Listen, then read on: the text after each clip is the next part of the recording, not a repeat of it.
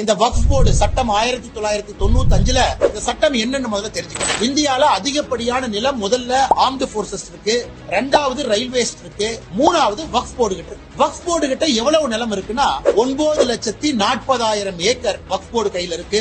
அதனுடைய சொத்து மதிப்பு கிட்டத்தட்ட 1,25,000 கோடி ரூபாய்க்கு மேல தற்போதைய சொத்து மதிப்பு. 8,70,000 8.7 லேக் ப்ராப்பர்ட்டி ரெஜிஸ்டரா இருக்கு.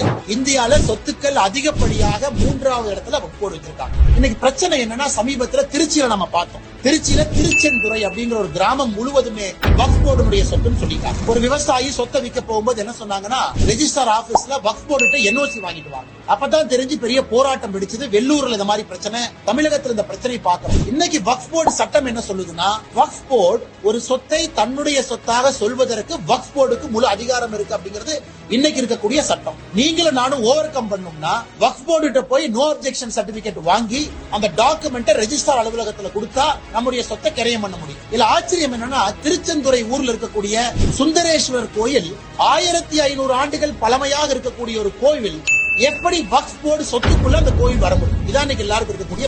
அதனாலதான் இன்னைக்கு நம்முடைய மத்திய அரசு எடுத்திருக்கக்கூடிய அந்த முக்கியமான விஷயம் என்னன்னா, வக்ஃப் போர்டுனுடைய சொத்து நம்ம சொல்லும் பொழுது அந்த சொத்து வக்ஃப் போர்டுக்கு சொந்தமான சொத்தா அப்படிங்கிற பதிவை மாவட்ட ஆட்சியர்கிட்ட பண்ணணும். வக்ஃப் போர்டு அந்த முடிவு எடுக்கக்கூடாது, மாவட்ட ஆட்சியர் எடுக்கணும் அப்படிங்கறதா முக்கியமான அமெண்ட்மெண்ட். பட் இன்னைக்கு நாம சொல்வதற்கான காரணம் என்னன்னா, நண்பர்கள் புரிந்து கொள்ள வேண்டும்.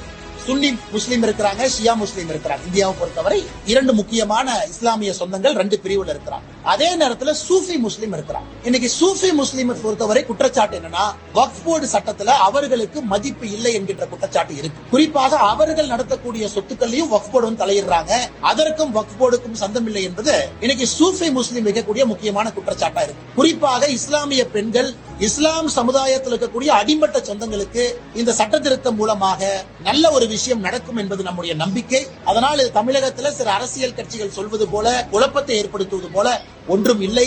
அதனால் இது யாருக்கும் எதிரானது கிடையாது. எல்லா சமுதாயத்தையும் உள்ளடக்கி இருக்கக்கூடிய ஒரு விஷயமா தான் நாம் இதை பார்க்கணும்.